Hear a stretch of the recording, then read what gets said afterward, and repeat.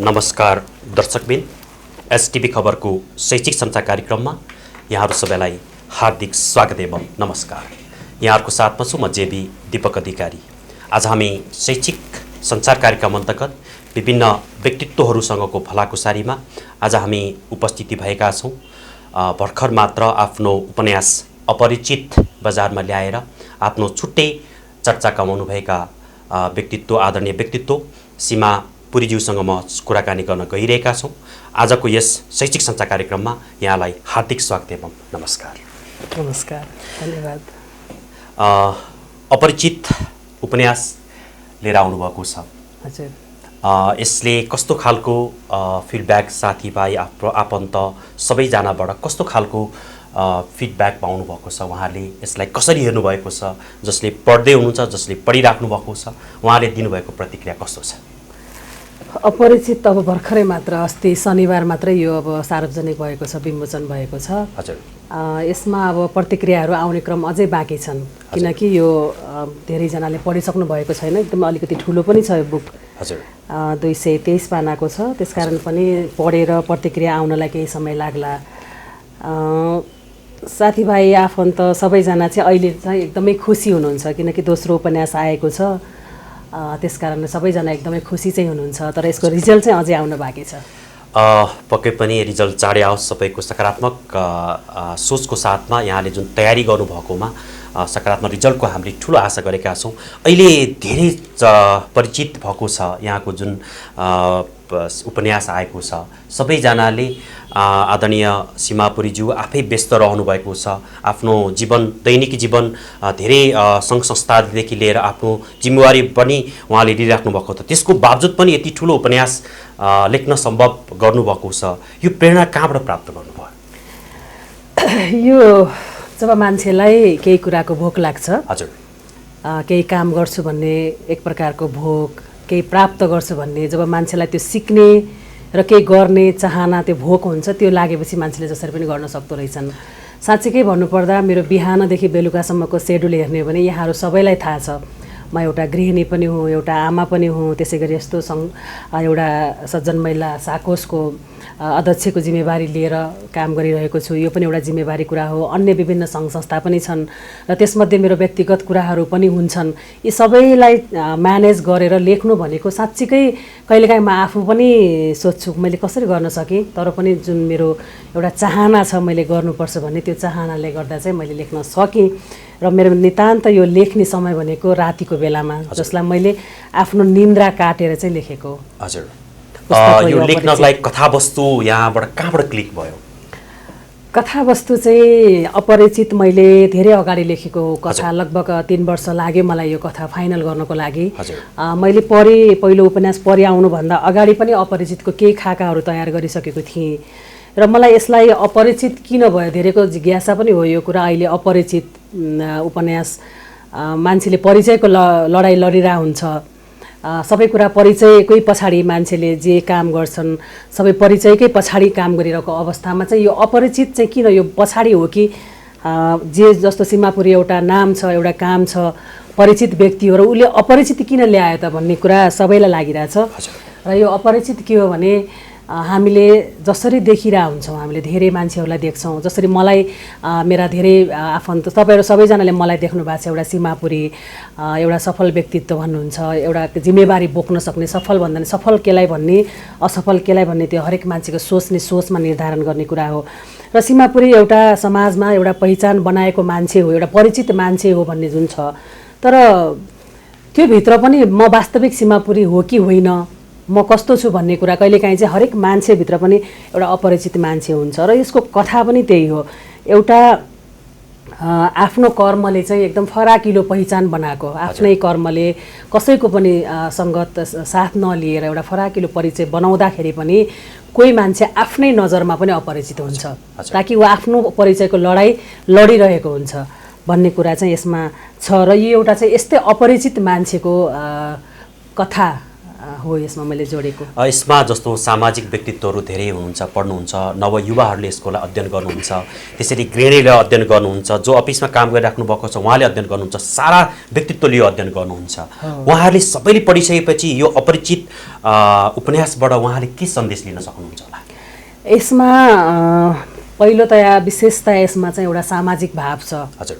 हरेक मान्छेले चाहिँ यदि चाहना राख्यो भने सामाजिक क्षेत्रमा पनि कसरी अगाडि बढ्न सक्छ, सामाजिक काम गरेर पनि भविष्य कसरी निर्माण गर्न सकिन्छ भन्ने कुराहरू छ हैन। त्यसै गरी विभिन्न अपरिचित कसरी अपरिचित बन्छ मान्छे, त्यो अपरिचित बनिसकेपछि परिचय कसरी हुन्छ, कसरी गराउन सकिन्छ, अथवा मान्छे कस्तो विडम्बनामा परेर पनि आफ्नै नजरमा अपरिचित हुन्छ भन्ने कथा छ यसमा। र यसमा सबैभन्दा बाल सुलभ एकदमै बच्चाको अनाथ बच्चाको कथालाई यसमा मैले उठाएको छु। र अनाथ बच्चाको कथा चाहिँ कसरी मान्छेहरू अनाथ भए कसरी पेटीमा जान्छन्, ती बच्चाहरूको भविष्य कसले निर्माण गर्छ, त्यो बच्चाको अधिकार के हो, त्यो विषयमा चाहिँ यसको मूल पात्र यो अपरिचितको मूल पात्र साधना हुन्छ।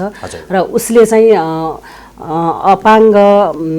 अपाङ्ग भन्दा पनि एकदमै टोटली अनाथ बच्चाहरूको आमा बनेर उनीहरूलाई शिक्षा दिनेदेखि लिएर सम्पूर्ण काम गरेको हुन्छ। र यसमा चाहिँ सबै प्रकारको जस्तो यसमा आमाले गर्नुपर्ने त्याग गरेको ठाउँमा आमाले त्याग गरेको छ, छोराले आफ्ना परिवारप्रतिको कर्तव्य कसरी बोध गर्नुपर्छ भन्ने कुरा छ यसमा। एउटा अविवाहित केटीले पनि आमा बनेर कसरी सन्तान पाल्न सक्छ भन्ने कुराहरू छ। अनि बालबालिकाहरूको बिचमा एक आपसमा कसरी माया ममता हुन्छ भन्ने कुराहरू छ, अनुशासनका कुराहरू छ।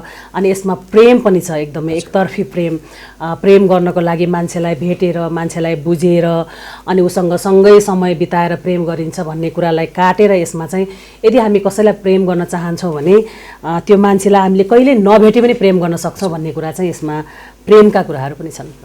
धेरै महत्त्वपूर्ण आदरणीय सीमापुरीजीले लेख्नुभएको अपरिचित सबैमाझ त अहिले परिचित बन्न सफल भएको छ। यो पढेर सबैजनाले आफूमा परिवर्तनको भाव यदि ल्याउन सक्यो भने हामीले राष्ट्र समाज सबै परिवर्तन गर्न सम्भव छ। तर सोच परिवर्तन गरौँ, समाज परिवर्तन गर्न सकिन्छ भन्ने सोच पक्कै पनि यो किताब पढिसकेपछि, उपन्यास पढिसकेपछि यहाँले प्राप्त गर्न सक्नुहुन्छ। सोच के रहेछ? सोच एउटा उपहार हो जस्तो, आफ्नो जिन्दगीकै उपहार हो। सोच आफूले के राखेको छ, हामी के राख्दछौँ होइन, यसले एउटा सोच जब हामीले त्यसलाई एउटा विषयवस्तुमा उतार्छौँ त्यसले हरेक कुरालाई परिवर्तन गर्न सक्छ। हजुर, यो परि यहाँले पहिलो उपन्यास लेख्न सफल हुनुभयो, धेरै माझ पुर्याउनु भएको छ। मैले पनि धेरै व्यक्तित्वहरूसँग कुराकानी गर्दाखेरि उहाँहरूले पढिसकेपछि केही न केही उहाँहरूको सोचमा त्यसले परिवर्तन ल्याएको अनुभूति गर्नुभएको छ। यहाँले चाहिँ कस्तो प्रतिक्रिया पाउनुभयो?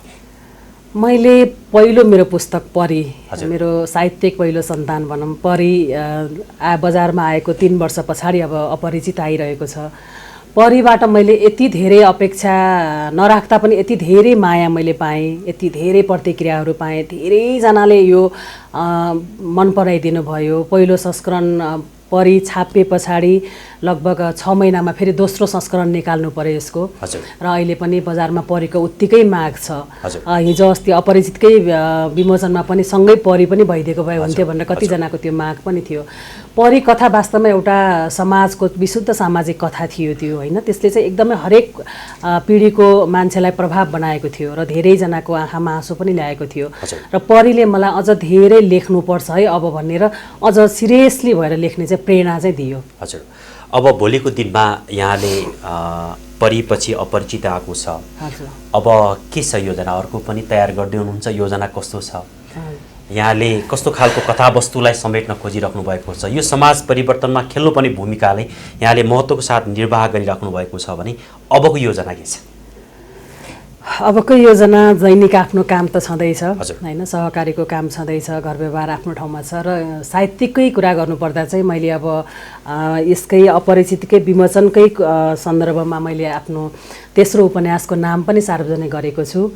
र मेरो तेस्रो उपन्यास चाहिँ अब किनारा भएर किनारा आउँदैछ। र किनारा हुँदा बित्तिकै हामीले के चाहिँ बुझ्नुपर्छ भने एउटा नदी छ होइन, त्यसको 2टा किनारा छ र यो अन्तिमसम्म समुद्रसम्म चाहिँ यो 2टा किनारा सँगै बगेर जान्छ भन्ने कुरा हो। र यसमा यसका किनाराको चाहिँ मुख्य 2 पात्र एकअर्काका लागि परिपूरक हुँदाहुँदै पनि बिचमा नदी भएर जहिले पनि किनारा भएर अन्तिम गन्तव्यसम्म जान्छन्। अब यो बाँकी कथा चाहिँ हामी फेरि पछि हजुर प्रतीक्षा गर्नुपर्ने हुन्छ यहाँहरूले। आदरणीय दर्शकबिन, हामी रमाइलो कुराकानीमा रहिरहेका छौँ। हामीले पढी पनि पढिसकेका छौँ, परिचित अपरिचित पढ्नेमै छौँ, हामी चाँडै पढ्दैछौँ। अपरिचितको विमोचन गर्दैखेरि उहाँले भनिसक्नु भएको छ किनारा ल्याउँछु भनेर भन्नुभएको छ। किनारा उहाँले जुन आउँदैछ यसको लागि उहाँलाई धेरै धेरै शुभकामना छ आदरणीय दर्शक। किनभने यो पढ्दाखेरि मान्छेको मन मस्तिष्कलाई नै परिवर्तन गरेर हामी यस पृथ्वीमा जन्म लिएर आएपछि केही न केही गर्नुपर्छ भन्ने ठुलो सन्देशको साथमा उहाँले जुन लेख्नु भएको छ उहाँलाई धेरै धेरै धन्यवाद छ, धेरै शुभकामना छ। र अरू पनि लेख्ने लहर चलिराखोस् र यसले एउटा समाज परिवर्तनको लागि ठुलो भूमिका निर्वाह गर्दछ भन्ने हामीले अनुभूति गरेका छौँ। आदरणीय दर्शकबिन, उहाँसँग रमाइलो कुराकानी चलिरहेको छ र हामी अब बीचबीचमा आइसकेका छौँ। धेरै रमाइलो कुराकानी गर्न बाँकी छ। यस एसटिभी खबरको सेट छोडेर कहीँ पनि नजानु होला। साहित्य के रहेछ? साहित्य एउटा जीवन्त रहने चाहिँ एउटा कृति हो। साहित्य भनेको एउटा जीवन हो होइन, हजुर, शरीर हो। हजुर, त्यसलाई हामीले शब्दबाट चाहिँ विभिन्न किसिमका श्रृङ्गार गर्छौँ होइन। हजुर, साहित्य भनेको हरेक कुरालाई परिवर्तन गर्न सक्ने हजुर, एउटा बलियो अस्त्र पनि हो र ज्ञानको एउटा भण्डार पनि हो, सिक्ने र गर्ने। साहित्यले कहिलेकाहीँ मान्छेलाई सिरियस बनाउँछ, कहिले खुसी बनाउँछ, कहिले दुखित बनाउँछ। यहाँले कस्तो खालको अनुभूति प्राप्त गरिराख्नु छ लेखिराख्दाखेरिलाई? साहित्यले यहाँलाई कुन किनारासम्म पुर्यायो र कुन किनारामा पुगेर लथालिङ्ग पनि बनायो होला, कुन किनारामा पुगेर सम्हाल्ने वातावरण तय गर्यो होला? यहाँले कसरी सम्हालेर यसलाई चाहिँ एउटा ठोस निर्णयमा पुगेर अगाडि बढ्नलाई प्रेरणा दियो? कहिलेकाहीँ कस्तो हुन्छ भने लेख्दै गर्ने क्रममा आफ्ना पात्रहरूसँग, जस्तो आफूले जन्माएका पात्रहरू, यो जुन किताबभित्रका पात्रहरू हुन्छ, उनीहरूलाई यति हदसम्म बुझिन्छ कि उसलाई कुन रङ मनपर्छ, उसलाई हामीले कसरी क्रिएट गरेका छौँ, कुन रङ मनपर्छ, कुन खानेकुरा मनपर्छ, उसको बोल्ने शैली के छ, उसको हाँस्ने शैली के छ भनेर उसँग आफूले जन्माएको पात्रलाई चाहिँ यो निर्जीव पात्र हो है भनेर भन्न नसक्ने गरी उसँग चाहिँ घन्टौँ बसेर चाहिँ भलाकुसारी दोहोरो संवाद गरिरहेको जस्तो पनि महसुस हुन्छ। र साहित्य लेख्दै गर्दा कहिलेकाहीँ आफ्नै शब्दसँग आफै रुनु पनि पुगिन्छ। हजुर, कुनै शब्दले आफूलाई अत्यन्तै पीडा बनाउँछ र साहित्य मैले आफ्नो कुरा गर्दा, मैले अरूको कुरा म भन्न सकेन, तर मैले आफ्नो कुरा गर्दाखेरि चाहिँ जब एकदम खुसीको माहौल आउँछ, लेख्दै गर्दा खुसीको एउटा माहौल आइपुग्छ, त्यसमा आउँदा चाहिँ आफूलाई पनि अत्यन्तै खुसी लाग्ने। मेरो क्यारेक्टरहरू आज सबैजना जम्मा भएको छन् अथवा चाहेको सफलता मिलेको छ, लक्ष्य पुरा भएको छ, उसले एउटा जे सोचेको थियो त्यो काम पुरा भयो, खुसीको छेडा आयो, मिलनको छेडा आयो भन्दा चाहिँ आफूलाई पनि अत्यन्तै खुसी लाग्छ।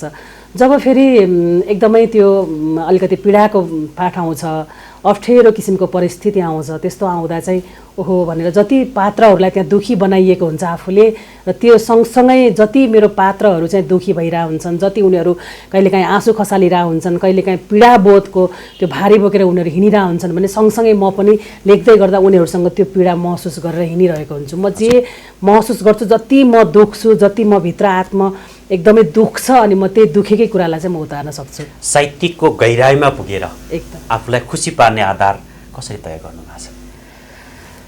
आत्मसन्तुष्टि। जब एउटा कृति तयार पारिन्छ, धेरै लामो मेहनत हुन्छ, लेखकको धेरै लामो मेहनत हुन्छ, एकदमै ठुलो डर हुन्छ यसले कस्तो सन्देश दिन्छ बजारमा होइन, पाठकहरूको कस्तो प्रतिक्रिया आउँछ। अझ त्योभन्दा पनि आफूले लेखेको पुस्तकले चाहिँ कतै नकारात्मक सन्देश जान्छ कि यसबाट सकारात्मक सन्देश आइदिए हुन्थ्यो भन्ने आशा, एक प्रकारको डर, एक प्रकारको आशा बीच पनि फेरि छुट्टै आनन्द।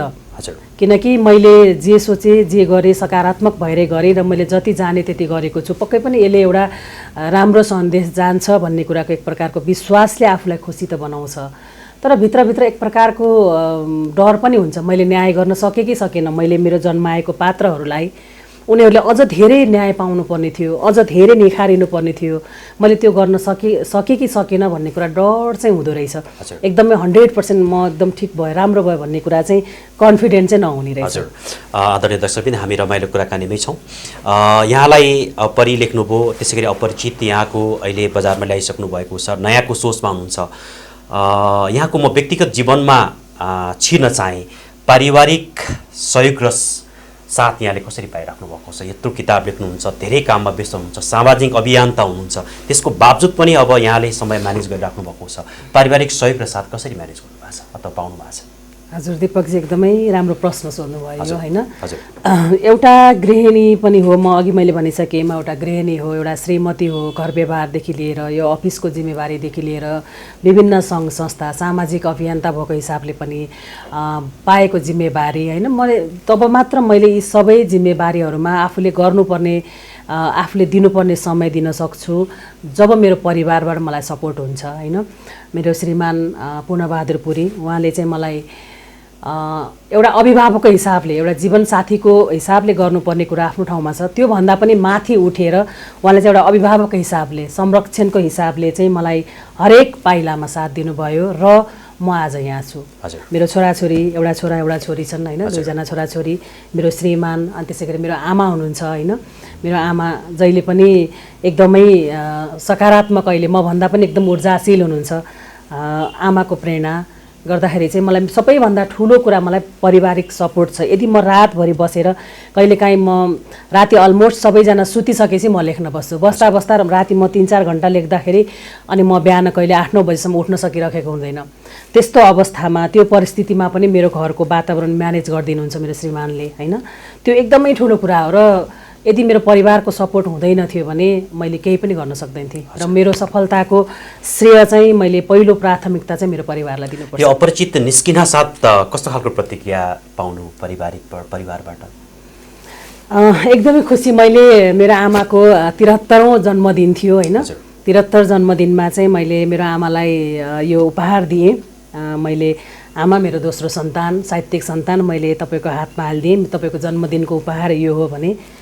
अनि त्यसपछि आमाले पुरै पाना पल्टाउनु भयो। एक प्रकारको त्यो आमाको फेसमा भाव होइन, त्यो खुसी, कहिलेकाहीँ मौन खुसी, मैले त्यो खुसी महसुस गरेँ। त्यसै गरी अब यो किताब मैले फर्स्ट टाइम मैले पाउँदा मेरो काका हुनुहुन्छ साहित्यकार मधुसूदन पाण्डे, उहाँको घरमा चाहिँ हाम्रो यो बिएन पुस्तक संसारले ल्याएको यो किताब हाम्रो सूर्य BCS को प्रकाशक हुनुहुन्छ, उहाँले लिएर किताब लिएर आइदिनु भयो। अनि मैले किताब हातमा लिएँ। म बाहिर गेटबाट भित्र जाँदै गर्दा मैले बाटोमा त्यो किताब हेरिनँ। एकदमै मलाई कसरी म पहिलोचोटि हेर्दा मलाई कस्तो लाग्ला भन्ने भयो। जब हातमा लिइसके पछाडि चाहिँ यति धेरै खुसी लाग्यो, मानौ मैले सन्तान, मेरो छोराछोरी जन्मदा जसरी मैले अँगालोमा च्यापेको थिएँ, ठ्याक्कै त्यही प्रकारको अनुभूति र त्यही प्रकारको खुसी महसुस गरेँ। परिवारमा पनि सबैजना अत्यन्तै खुसी हुनुभयो। आदरणीय दर्शकबिन, पक्कै पनि एउटा व्यक्तित्व, कोही व्यक्ति सफल रहनको लागि परिवारको साथ र सहयोग जहिले पनि महत्त्वपूर्ण रहन्छ, जुन आदरणीय सीमापुरीजीले प्राप्त गर्नुभएको छ, जसले गर्दा उहाँले आफ्नो साहित्यिक कृतिहरू निकाल्नको लागि उहाँ सफल हुनुभएको छ। उहाँको सफलताको लागि हामी सबैको तर्फबाट उहाँलाई हार्दिक शुभकामना छ। आदरणीय दर्शकबिन, हामी अन्तिममा आइपुगेका छौँ। उहाँलाई अब हामी कार्यक्रमको अन्तिममा केही थोरै प्रश्नहरू गर्छौँ र त्यसपछि हामी यहाँहरूमा बिदा हुन चाहन्छौँ। मैले अन्तिममा यहाँलाई के कुरा राख्न चाहेँ भने परि त्यसै गरी अपरिचित ल्याउनु भयो। यो समाजमा यहाँ यो कृतिहरू निकाल्दै गर्दाखेरि समाजका धेरै व्यक्तित्वहरूसँग भेटघाट गर्दाखेरि उहाँहरूले पहिला यहाँहरूसँग गर्नुभएको कुराकानी, व्यावहारिक पक्ष र अहिले यो कृति ल्याइसकेपछि अथवा एउटा साहित्यिकमा यहाँ जुन अगाडि बढिराख्दाखेरिलाई कस्तो खालको फरक पनि के पाउनु भएको छ? यो सरले सजिलै गरी बताउनु भयो, तर गम्भीर प्रश्न सोध्नुभयो, यसको लागि पनि यहाँलाई म धन्यवाद भन्न चाहन्छु। साहित्यिक माहौलमा प्रवेश गर्दै गर्दा 5 वर्ष लगभग अब परिआएकै 3 वर्ष भयो भने म उपन्यासै लिएर साहित्यको फाँटमा प्रवेश गरेको 3-3.5 वर्ष हुँदैछ होइन। त्यो बिचमा विभिन्न साहित्यिक अग्रजहरूसँग, साहित्यिक अनुजहरूसँग जोडिनु त स्वाभाविक कुरा हो। उहाँहरूसँग जोडे त्यो एक प्रकारको नयाँ लेखक आउँदैछ है भन्ने, नयाँ लेखक हो उहाँ भन्ने कुराको परिचय पाएँ, त्यो आफ्नो ठाउँमा छ। र आफू पहिलाको आफ्नो जुन सर्कल छ, साथीभाइ छ, म सहकारी अभियानको मान्छे, देशभरका सहकारी कर्मीहरूले सीमापुरी भनेर चिन्नुहुन्छ। सबै सहकारी कर्मी साथीहरूले चाहिँ तपाईँ हाम्रो गौरवको कुरा हो होइन, किनकि सहकारी क्षेत्रमा निरन्तर खटेर सहकारीलाई एउटा ठाउँमा पुर्याइसके पछाडि पनि सफल नेतृत्व लिइरहनु भएको छ। विभिन्न सङ्घ संस्थामा हुँदै गर्दा पनि समय छुट्याएर यसरी किताब लेख्न सक्ने सहकारी अभियानभित्र पनि मान्छेहरू एकदम कम हुनुहुन्छ साहित्यिक फाँटमा।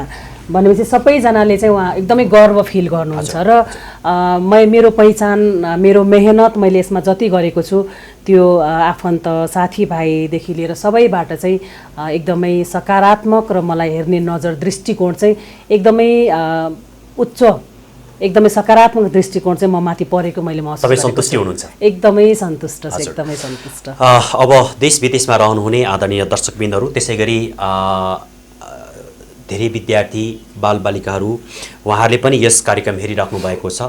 उहाँहरूलाई पनि विभिन्न खाले कृतिहरू लेख्ने एउटा उहाँहरूलाई पनि उदाहरणीय पात्रको रूपमा उहाँ रहनुभएको छ। देश विदेशमा रहनुहुने, त्यसै गरी देशको कुना काप्चामा रहनुहुने धेरै विद्यार्थीहरू हुनुहुन्छ, धेरै अभिभावकहरू रहनुहुन्छ, धेरै शुभचिन्तकहरू रहनुहुन्छ। अन्तिममा उहाँहरूलाई के भन्न चाहनुहुन्छ? अन्तिम सबैभन्दा पहिला एकदमै सम्पूर्णलाई फेरि नमस्कार भन्न चाहन्छु। जहाँ रहनु भएको छ, जहाँबाट मलाई हेरिरहनु भएको छ, यहाँहरू सबैलाई एकदमै हृदयदेखि नमन पनि गर्न चाहन्छु र एउटा हार्दिक अपिल पनि गर्न चाहन्छु। एउटा अपेक्षा लिएको छु। मैले अत्यन्तै दुःख गरेर अत्यन्तै निजी समयलाई मैले खर्चेर यो उपन्यास तयार पारेको छु अपरिचित। यसमा धेरै कुराहरू छ जसलाई चाहिँ पढेर यहाँहरूले अध्ययन गरेर मलाई यसको राम्रो नराम्रो पक्षहरू बताइदिनु होला र यहाँहरूकै सल्लाह सुझाव र यहाँहरूको स्नेहले म थप अगाडि जान सक्नेछु र आगामी दिनमा आफूले अझ धेरै साहित्यको क्षेत्रमा अझ धेरै शब्दहरूलाई जन्माउने प्रयास गर्नेछु भन्न चाहन्छु। र हामी अन्त्यमा छौँ भनिसक्नु भएको छ सरले। यस अपरिचितलाई किताबको रूपमा ल्याउनको लागि मैले मात्र यसको शब्दहरू लेखेको हो, मैले यसलाई शब्द मात्र लेखेको र यसलाई किताबको रूप दिनको लागि धेरैजनाको मेहनत परेको छ। जसरी यो किताबलाई डिजाइन गरिएको छ, यो सन्तोष दाहालजीले गर्नुभएको थियो। त्यसै गरी यो प्रेस बिएन पुस्तक संसार, उसले एकदमै धेरै यसमाथि आफ्नो लगानी गरेको छ, पूर्ण लगानी किताबमा पूर्ण लगानी गरेको छ। त्यसै गरी उहाँहरूले धेरै मेहनत यसमा गर्नुभएको छ। म सँगसँगै एउटा किताब आउनको लागि धेरैजनाको मेहनत यसमा पर्छ र ती सबैजनालाई म सम्झन चाहन्छु, सबैलाई हार्दिक आभार भन्न चाहन्छु। सबैको सहयोगले आज परिचय बजारमा आएको छ र आफ्नो परिचय खोज्न म आग्रह पनि गर्न चाहन्छु, यो अपरिचितलाई परिचित हुने मौका दिनुहोला। एसटिभी खबरको यस महत्त्वपूर्ण संवादको लागि आदरणीय सीमापुरीजीलाई हार्दिक धन्यवाद छ। धन्यवाद, एकदमै एसटिभी खबरलाई पनि धेरै धेरै धन्यवाद। मेरो यो भिजुअलमा पहिलो अन्तर्वार्ता यहाँले यसरी आएर आज मलाई एउटा सौभाग्य दिनुभयो। यसको लागि पनि म एकदमै यहाँलाई पनि दिपकजी हजुरलाई र एसटिभी खबरलाई चाहिँ हृदयदेखि धन्यवाद दिन चाहन्छु र आगामी दिनमा सधैँभरि सहकार्यको अपेक्षा गरिरहन्छु। धन्यवाद, नमस्कार। नमस्कार, धन्यवाद दर्शकबिन। हामी एकदमै महत्त्वपूर्ण छलफलमा रहेका थियौँ। आज हामी आफ्नो त्यसै गरी अपरिचित र भविष्यमा किनारा लिएर आउँदै हुनुहुन्छ आदरणीय व्यक्तित्व सीमापुरीको साथमा हामी महत्त्वपूर्ण छलफलमा रहेका थियौँ। यहाँलाई कस्तो लाग्यो, यहाँले आफ्नो प्रतिक्रिया दिन सक्नुहुनेछ। उहाँले निकाल्नुभएको कृतिलाई यहाँले पनि पढिदिएर उहाँलाई आवश्यक पनि सल्लाह सुझाव दिन सक्नुहुनेछ। उहाँले गर्नुभएको जुन किसिमको एउटा सामाजिक अभियान्ताको रूपमा गर्नुभएको कामप्रति हामी सबैको तर्फबाट उहाँलाई सलाम छ। त्यसै गरी एसटिभी खबर हेर्नुहुने सम्पूर्ण दर्शकवृन्दहरूलाई यहाँले हाम्रो अन्तर्वार्ता के कस्तो रह्यो, हाम्रो कुराकानी यहाँलाई कस्तो लागेको छ, केही छन् भने यहाँले आफ्नो कुराहरू कमेन्ट बक्समा लेख्न सक्नुहुनेछ। र आजको यस छलफल कार्यक्रममा सहयोग गर्नुहुने, क्यामेरामा सहयोग गर्नुहुने सन्तोष मगरको साथमा म जेबी दीपक अधिकारी यहाँहरू बाज बिदा हुन चाहन्छु। स्वस्थ रहनुहोस्, मस्त रहनुहोस्। नमस्कार।